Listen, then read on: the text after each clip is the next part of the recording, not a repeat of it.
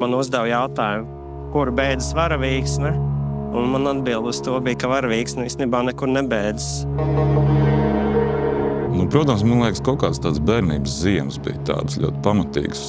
Parasti no skolas nāca, tu gāja meklēt kaut kādas lielas lāstekas. Tas ir kaut kas fantastisks.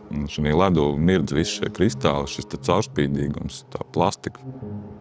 Kā skaties spogulī, tu nesaproti, kāds var būt, ka tas kā otrā pusē tas pats, kas šeit.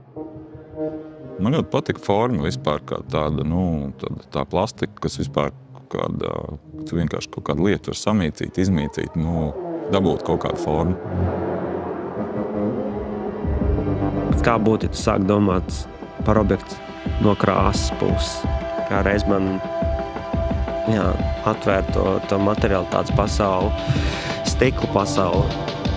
Tu redzi kaut kādas tās nišas, kurās tu vēl var kaut ko pārkstīties, uztaisīt kaut ko jaunu, pamēģināt.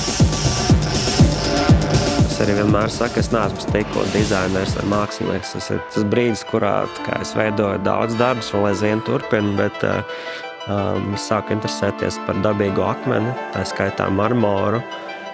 Un, tas neuzauga šo materiālu.